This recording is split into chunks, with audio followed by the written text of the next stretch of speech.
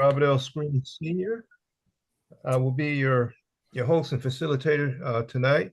I thank all of you for being on board here tonight for this hopefully very enlightening time that we have together to talk about things that are happening in the front and rear view mirror of Indian Head Highway in terms of different just happenstance that some good and I guess some not so good, but nevertheless we're gonna tell it like it is.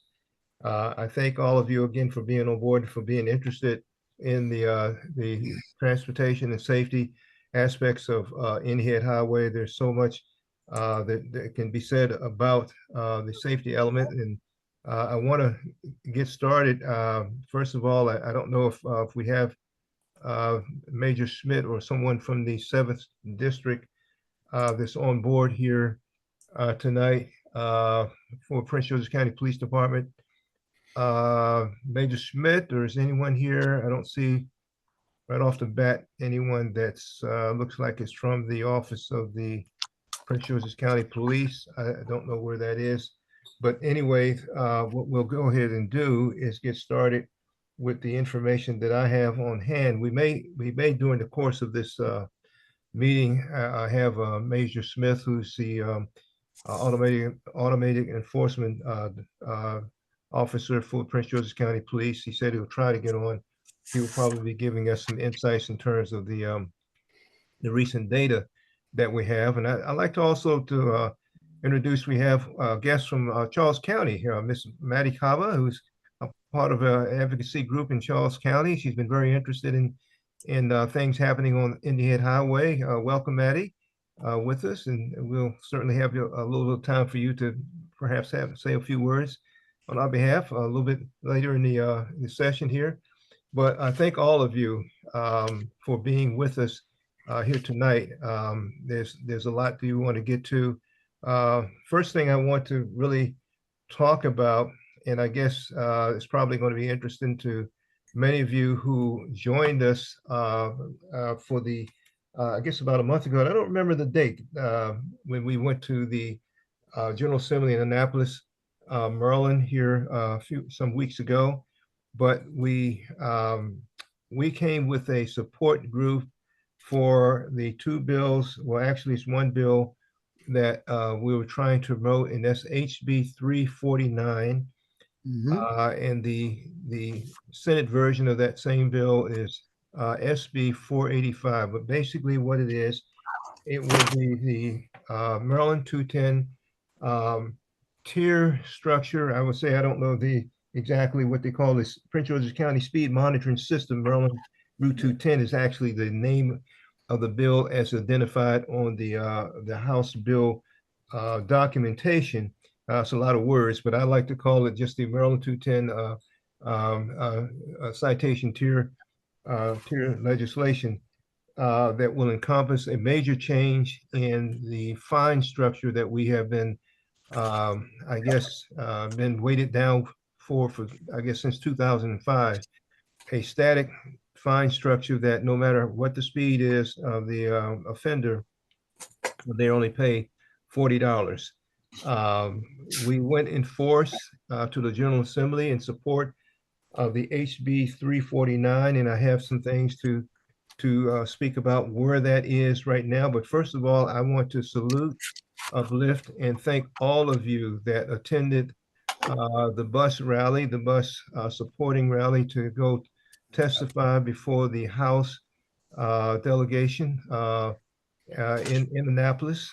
We were 19 strong, along with also, there were a few on hand that were at Annapolis already that also gave testimonies on our behalf of Ms. Katie Nash, who's a lobbyist representative from the Genoptic company, the speed camera contractor. She was there to support and testify on our behalf, along with Mr. John Singh, who's the president of the Maryland Roadway Safety nonprofit organization. We came there strong, and we did a really, I think, super job in bringing testimonies. I mean, there were statistics, there were emotional, personal stories, There were things that when you're doing good to me in the delegation that after all of the testimonials, there was not one question to be asked by any of the delegates. So, we took away everything in terms of giving them all the information they needed, all the personal stories that were in support. Everything from A to Z, I think, was said and done. It was done in a very professional, super fashion. And I do believe we met our mark in doing a job well done. So I want to applaud each and every one of you that's on this line that participated in that event. What has happened since then? Where are we with the bill? Um, we are at this point in time, what has happened since that time, as some of you know, well, I'll let all of you know that there was also a competing bill that was put out by Delegate Stewart, who is the vice chair of the MVT, or of the Environmental Transportation Committee. His bill was in like kind in structure, but different in terms of the severity of the fine level structure than what we had. We took our bill starting at the floor, beginning at a $60 level, rising to a $500 level for those who were infraction of 40 miles per hour above the speed limit. In other words, you're going 95 miles per hour and above to incur that $500 citation. So we wanted to put it exactly in a already bill in action, in operation, which is the bill that was passed last year coming out of the governor's office dealing with the work zone issues that behind a terrible accident that where 6 people were lost in one accident that happened 2 years ago, I guess, a better part of 2 years ago. That bill came into operation or activity here in January of this year. And so now, if you go through a work zone, any work zone in the state of Maryland, the fine structure that you will incur of going over the 11-mile-per-hour speed buffer, you started at $60 and it goes up to $500 for an infraction. And then there's a doubling of some of those fine structures for some other circumstances that go with that bill. Our bill was in the same light of that particular structure, starting at $60, ending at $500. Well, the competing bill which was written for the state outside of the work zone, but every other place where there would be speed cameras, that bill was Bill 182, HB 182.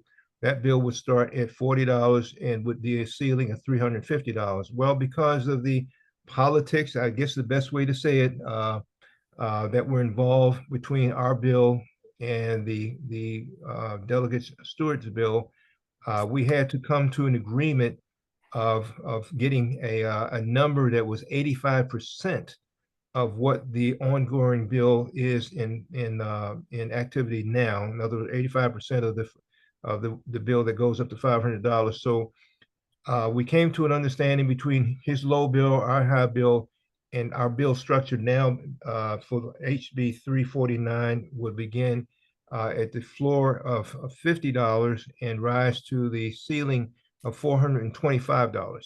So that is the new structure for the HB 349 bill, an agreement between the two bills. The state bill that was, excuse me, that was put forth by the vice chair of the E&T committee, and our bill from Delegate Valderrama. We merged the two into one. And at this point in time, I would say that the bill is in good standing. It has survived the voting of the delegates thus far in the House. I believe today it is supposed to have what they call the third reading, which is a part of the process, the staircase of different protocol elevations that any bill has to go through in order to get before it gets to the governor's desk. And so at this point in time, our bill, is in good standing. It has to go. Today was what they call the crossover bill day, when what's in the House cross over to the Senate. and some things in the Senate without going into a lot of details. There's some favorable things there that we looked at, that the bill seems to be in good standing to enter into to the Senate chambers thus far. Now, we never know, and I won't try to sugarcoat anything about, the survival of our bill, because politics always is a strange vetting feature, and we just never know how things will end up. But all I can say is that this same bill that we're trying to get across the finish line in this year is the same bill for the last 3 years that we have tried to get across the finish line. We've never gotten this far.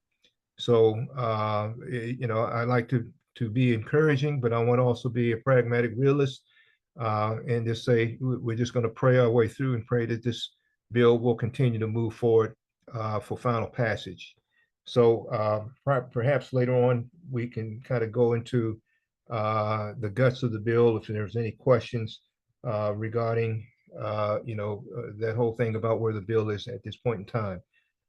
What I would like to also talk about, and moving right into the current data that we got. I just got this today from Major Smith, who's no longer Captain Smith. He moved up, he's elevated to Major now.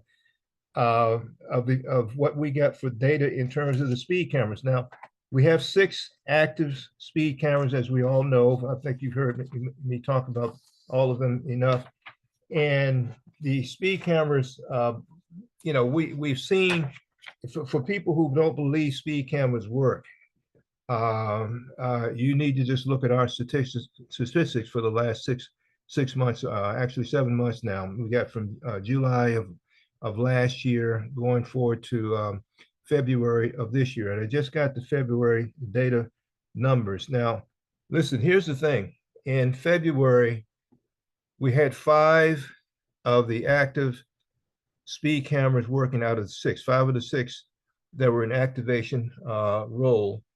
And the first month that well, I'll put it this way, the first month and a half, because we actually started about midway through July into the end of August. And there were over, I think the number is, there was about over 18,000 citations that were written in that about 6-week period. Since that time, the speed camera, the citation number has gone down. Let me just give you a report of what I have for each month and where it is today. In July, with this 2 weeks, there were over 5,600 citations written. August, 12,520. September, 6,664. In October, 10,144. Now, these are all in 1 month periods now. November, 6,603. December, 6,498. In January, the first beginning of the year, 5,805.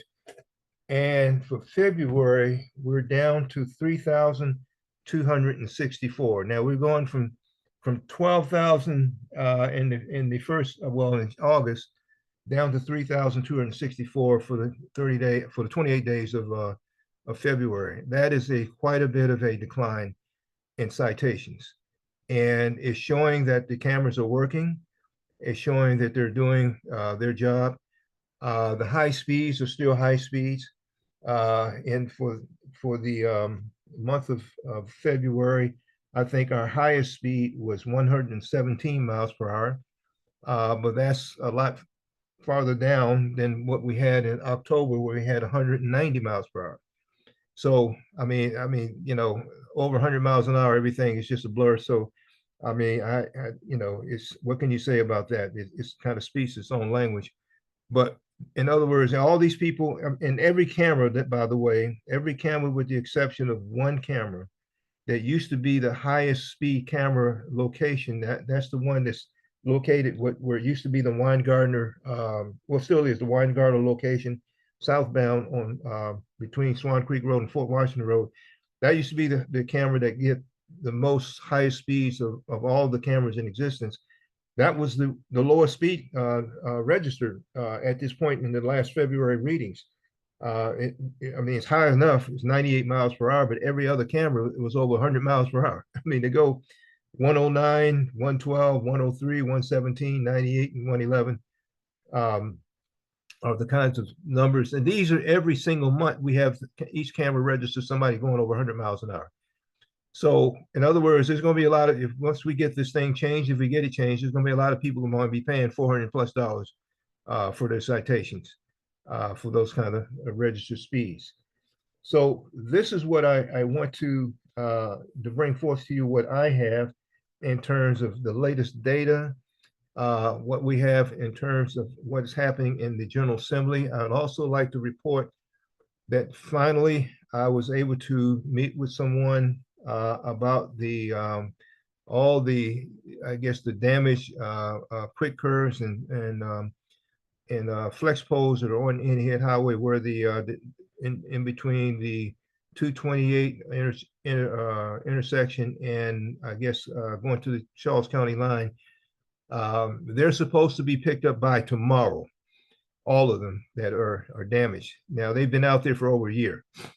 We've been looking at, just a very bad looking, what can I say? They were just left and it just looks, Reverend Steen, if I could just interrupt, HB 349 just passed its third reading.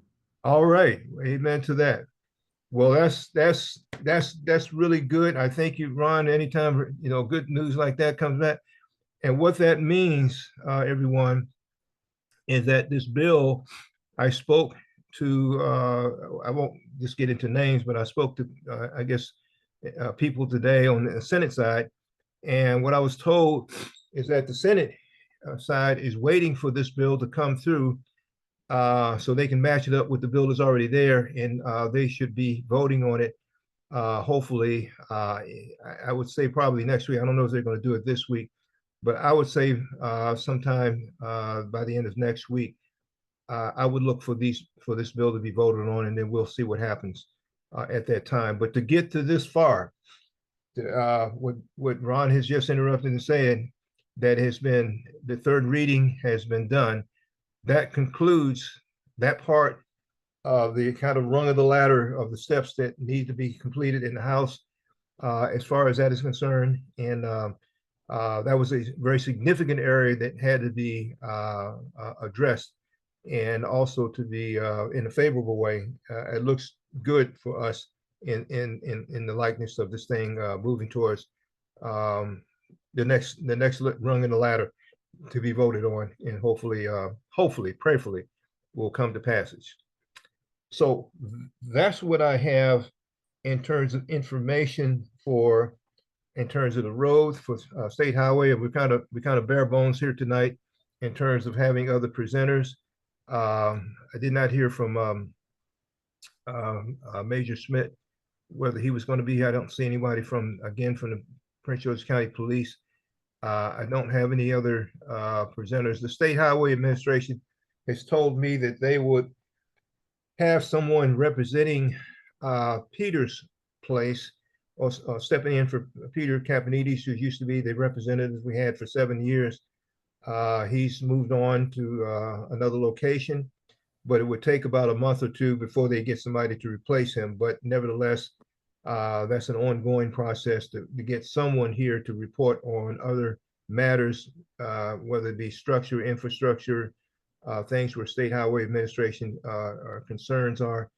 We want to make sure we have someone here to give voice and enlightenment to what's happening with our roadway, particularly in these times when we know that funding is being cut on, in transportation, which gets into grass cutting, which gets into road improvement.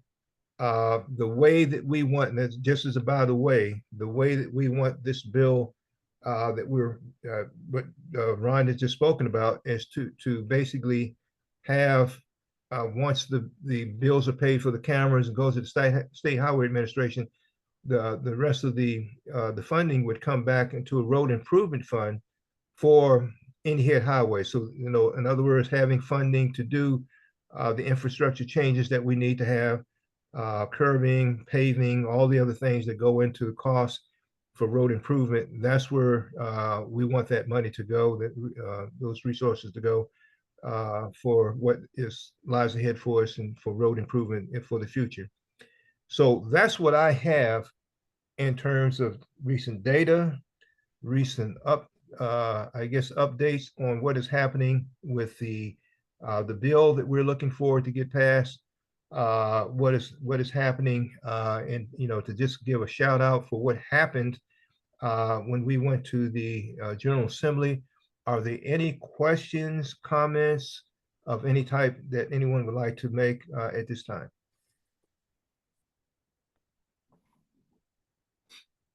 Yes, Herbert. Sure. Good evening, everyone. When I came to this community 6 years ago, I attended a meeting at the 7th District. In that meeting, I met two gentlemen, Ron Weiss and Dr. Screen, and they were taking up this issue then. And I know it's not over. We have a long way to go, but I've learned when you're in these sort of battles, you have to give yourself credit, no matter which way it goes. And I know these two gentlemen have put their heart and soul in this, along with the other members of the 210 committee. But it was these two gentlemen that have led this fight, and I just wanted to thank them for their effort, for their advocacy, for their ability to stick to this. This didn't just start yesterday. When I got here 6 years ago, they were talking about this. So I just wanted to give kudos to those gentlemen as well as everybody on the call for everyone's efforts. Thank you. Okay, thank you so much, Herb. And it's one very important thing I did not include in my presentation is that we did have our first fatality this past weekend. It happened on Saturday at the Kirby Hill Road intersection area in Indian Head Highway. It was a single car accident, but there was a loss in life. It's about 2-something in the morning, Saturday morning, the 15th. So that is our first road fatality for the year 2025. What it does is it gives us, in the last now 4 years of working on 4 years, we've lost 18 people on this roadway, 18 people in the last 4 years. And this is why when I talk about this legislation that we are trying to get, we lost 17 of those people during the course of time in the 3 years that it's taken us to hopefully get this bill passed. I mean, we're going into our 4th year now, but this makes 96 people going into our 18th year. There's no other road in 14-mile when you talk about fatalities per road mile. 14 miles of Indian Head Highway in the Prince George's County side of the road that has lost these kind of numbers. It's a slaughter, and it's time to address the slaughter. It's time to stop it. It's time to do things to curtail it. Some of you may not be old enough to remember, and one of the things I was doing to kind of bring a point to how much speed cameras make a difference in lowering speed and how it computes into saving lives. Way back here 50 years ago, there was an oil embargo the United States went through where there was not enough oil to give gasoline in our cars back in 1973. I don't know how many of you on the line. I can see by the gray hairs on some. I know I can point at a few people I know were here around here, but back in '73, the country, because of the depletion of oil and depletion of gasoline, President Nixon imposed a national executive order that all speeds on all the roads in the country of this country, the United States of America, would go no higher than 55 miles per hour. That was a national law. And it did what it's supposed to do. You get people to slow down, and in other words, slowing you down, you wouldn't burn as much gas. There were other measures as well about, for those of you who remember, I think what was it? The daylight savings time, I think, went the whole year or something like that. And there are other things that we were trying to save oil because we just didn't have it. We had odd and even days we had to get gas. I guess you guys remember that. Yeah, odd and even on your tags. You just couldn't pull up to a punt. You just had to, depending on the last integers of your license plate, you could pick an odd day or an even day to get your gasoline. And there were long lines to get gasoline for those of you who remember. But anyway, the most significant thing I'm talking about was when they put this 55-mile-per-hour speed law into practice. What happened as a residual of that is that they found out that the nation saved lives on the roadway. There were over, matter of fact, between in 1973, this is the year before, or year when this went into play, there were 55,998 984 people that died on the roadway. In 1974, 1 year on this 55-mile-per-hour speed limit, it dropped down to 46,078 people. There were 9,906 people that lived simply because the speed had lowered, and it stayed that way. In other words, it was an average of anywhere from 4 to 5, 6, 7, 8,000 every year. Less people dying up until I think 1983. Then it started going up, and they passed a bill in 1995 to remove the ban, and the rest is history. But it's proven slowing down saves lives, and we know that every person in National Highway Transportation Safety Board can preach a sermon on that. It's the truth, but we live in a society that everybody wants to go every place fast and feel they got the entitlement to do it. And there's a residual to that, and that is we lose lives. And we have been the most life-losing community along this roadway in the state of Maryland, per mile. So, we have a lot to, when we talked about this number going down to 3,000 people, where it was at 12,000 or 12,000 here in August, that's a lot of reduction in citations, and it's a lot of lowering the probability of people losing their lives. We've lost one here this past weekend. We pray that we don't lose any more, but we know one thing: the more we can reduce the speed, the more the probability of life will be preserved. That's just a fact. And we just have to, if we value our lives, we value our children's lives, our neighbors, our community members' lives, then this should not be an argument that we should have to make a case for. It makes its own case. And this is what we're trying to do in terms of getting this law passed. So any other comments or questions that anyone else has?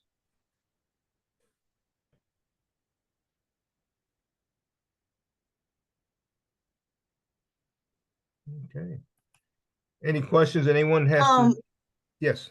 I just had a quick question with that accident that you were reporting where there was a death. Do you know if that was the person was going north or south? They were going northbound. Supposedly it was right there by the Kirby Hill overpass, right there in that area. That's yeah, I think my friend heard it. Okay. Yep. And so, well, I just wondered because I know I don't use that ramp going south. I just feel like it's too dangerous. And I'm glad we have the option of going up Kirby Hill Road, because when I need to go down to the Giant or down that direction, I just go down Oxon Hill Road. I don't like having to merge going south. So, okay, thank you. Yes. And I'd like to speak on that for just a moment. The number of people that avoid Any Head Highway because of the danger, because of the inherent danger. I mean, it shouldn't be that way in our community. We're paying taxes for a state road that we haven't merged. We have a real concern about the safety, and I can't blame anyone for moving, taking alternative routes. But that speaks its own language about, this needs to change. We got people. I mean, my gracious, I spoke a little bit earlier about someone going 190 miles per hour on this roadway. I mean, that's just unbelievable. And we've kind of gotten deaf to the numbers where we kind of, you know, just absorb it and move on our way. But we shouldn't have to live like that. And no community should have to live like that. But people, there are many people who just feel entitled to do whatever comes to mind. And this person, by the way, that did that one night, that's a repeat offender. This is not the only thing that they have done. It's just the fastest one speed recorded that they have done. So, in other words, I'm talking about somebody that, you know, this this is a personal racetrack. It just so happened that none of us were out on the road at the time. Thank God. Because anybody that hits you, anybody at that speed, you know, you're not going to make it. And so we shouldn't have to live like that. I mean, these are what the Formula One cars out there and the racetracks are doing, or the aircraft are doing. I mean, this is just unbelievable. But we have to change the mindset. And we have tried a little bit of everything of trying to get people to slow down by, you know, verbiage, the quick curves and flex folds I talked about earlier. Those were things designed to slow people down that were found on the shoulders. They were designed to slow people down. What people did with them, they hit them, they destroyed them, and all the carnage and is what is there for anyone to see. Did you look there on the roadway? It's just nothing been left there. So, you know, the mindset of people who feel entitled to go and put everybody's life in risk, including their own, that just doesn't register with me for anything that in a civilization of society that needs to be a part of you know, what happens is a regularity in our community. But anyway, that's where it is. So once again, any comments? I don't have anything else for us tonight. I think this is a good time for Miss Maddie Akaba. I said I was going to give you a time to kind of speak. I was going to ask, yeah, do you want me to say anything? I can say something real quick. Yes, please announce yourself and the group that you're with in Charles County. Yeah, okay. Hi, everybody. I don't have like a big speech planned or anything, but my name is Maddie Kaba. My last name, technically, imagine there's a Y. But I am from Charles County. Technically, I moved here a year and a couple months ago, but I live in Waldorf, and I helped found a group called Strong Towns Charles County, which is a like offshoot of the Strong Towns National Organization, which is like an urban development advocacy group that has a whole bunch of different facets to it. But I can go over like the 5 core campaigns because we don't have complete overlap, but we have a very large overlap with the Traffic Safety Committee. So one of our big campaigns is to end highway expansion, which is really just like a very, very complex issue, but it could mean like widening roads, it could mean adding giant overpasses, expanding things, clearing entire neighborhood blocks to add a giant road, like all that kind of stuff kind of goes into that. Another one focuses on transparent local accounting, which is the idea that our like taxes, our finances at the city level or the county level, if we want to think more broadly, which we do, but some groups are city specific. Like there's one for Baltimore that's just Baltimore County, or sorry, Baltimore City. But it's a matter of like, where are our tax dollars going? Why are they going towards development that is just bankrupting us and is financially insolvent? Why is our wealth not being generated locally? Why are we sucking it out and giving it to developers? That kind of stuff.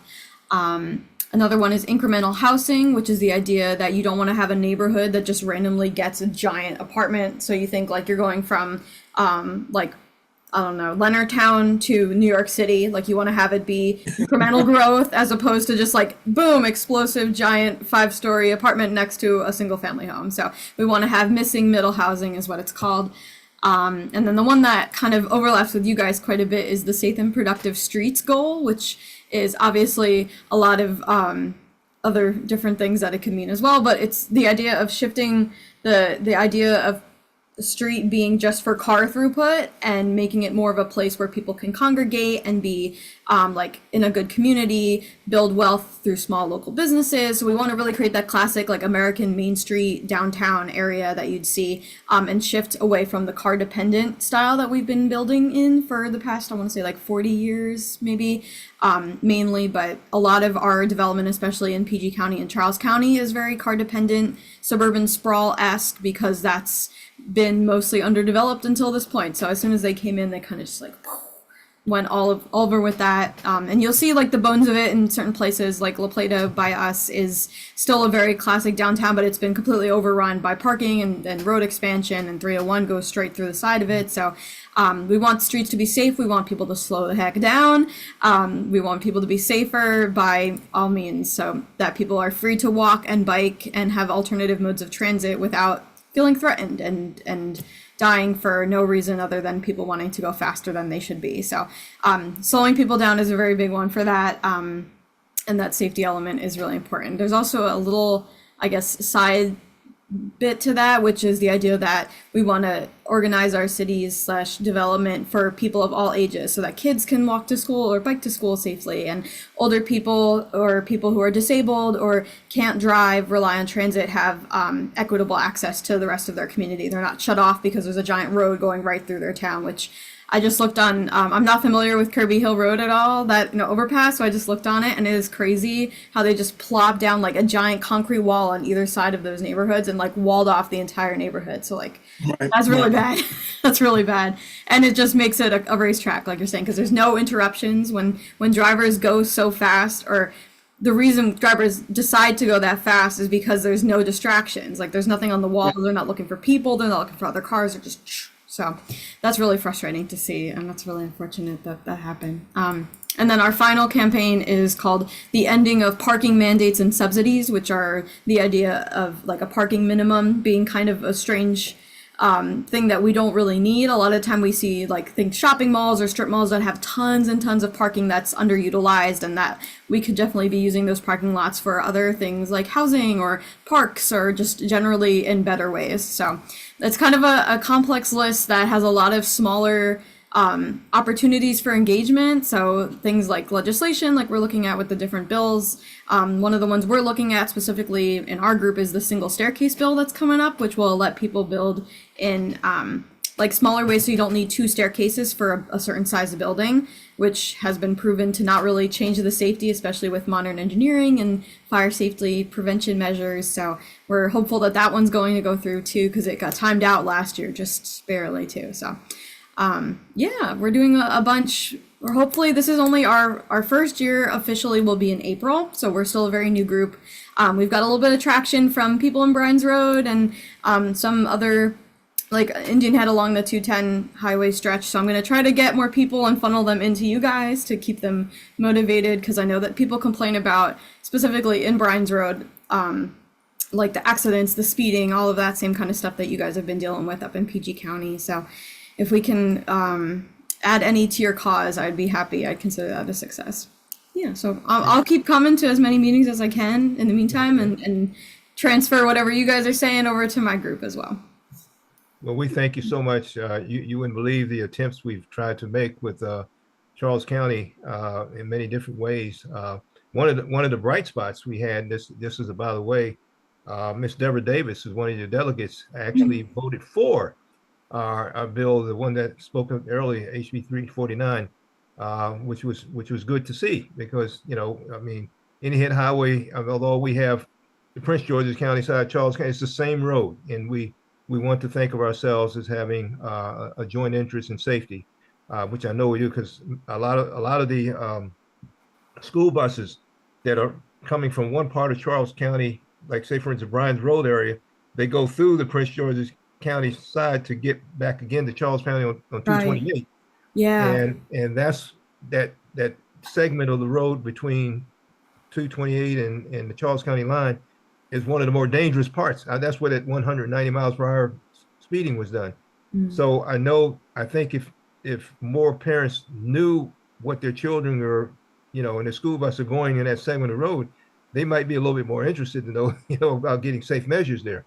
So we all have better, I mean, we have joint interests in terms of safety, and I think I really appreciate you coming on board and sharing your time with us, and knowing that you have interest in the same things in terms of safety on this road as we do. I think there's a lot of room for joint effort to move in the future for both of us. So look for brighter things ahead. Yeah, definitely. Thanks for giving me a quick pedestal to talk about stuff. And if you guys are interested in keeping up with us at all, we have a Facebook page. It's just Strong Towns Charles County. Our email is strongtownscharlescounty@gmail.com. Very simple. But I'll definitely keep in touch at minimum with the couple of you guys that are leading the pack, and then we'll go from there. Definitely a lot of opportunities for Safe Streets advocacy together. Yeah. There you go. Thank you so much. Is there anyone else that had any thoughts, comments before we close out tonight? Ron. Yes, Ron? I just got an email about, I guess some of you know about the South Side Express Lane study, where they're trying to put express lanes across the Wilson Bridge and end at 210. Yes. There's a meeting, another public information meeting on Wednesday, April 2nd at Oxon Hill High School, starting at 7 p.m.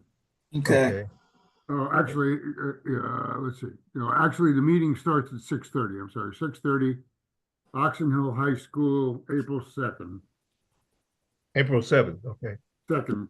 Second, okay. Second. Okay, that's a Wednesday, okay. Okay. Thank you, Ron, for that information. We certainly want to take that to heart. Anyone else that, Reverend Screen. yes, Andy? Yes, Andy. Yes, I just want to say that we did have our police out on the road last week. Okay, Doing a check, and I think they did pretty good. They mentioned the fact that when we had the roundtable that they won, but I saw them out there before, so okay. they were able to get out. So that's great. They were looking Yes. for Andy. So I was glad to see him out there. I truly Yes. was. I think they still have the joint effort with at least 1 or 2 days with the state police, I believe, Yes, sir. working together. So that's good to know that they're still out there. Hopefully we can get some numbers next time for next month. And just by the way, for next month, April, we have the 21st. That'll be the third Monday of the month. But of course, you will get your normal updates in the months the weekend before. So that's all I have for tonight. We're ending early, but I think we had a lot of content, and it's good news to know about the third reading for the bill. So things are moving in the right direction for that, and we'll just keep our prayers lifted up and everything else, and also our prayers and condolences for the life that was lost here this weekend by the Kirby Hill intersection. So that being said, God bless all of you. I pray that next time we meet, we should know for sure where we are in the standing of this bill. And we're going to be looking for the best results that we can get on that. We're not trying to make money. We're not trying to bring hardship. We're trying to save lives. That's really the bare bones of it all. And I thank all of us. I thank all of you for being a part of that effort, because I think we're doing it for the good reasons and a good cause. So God bless, be safe, be sound, and we hope to see you on the 21st next month. Amen? Amen. Amen. Thank you. Okay, take care. Thanks a Bye-bye. lot. Thank you. See you Thank next time. Thank you for joining us.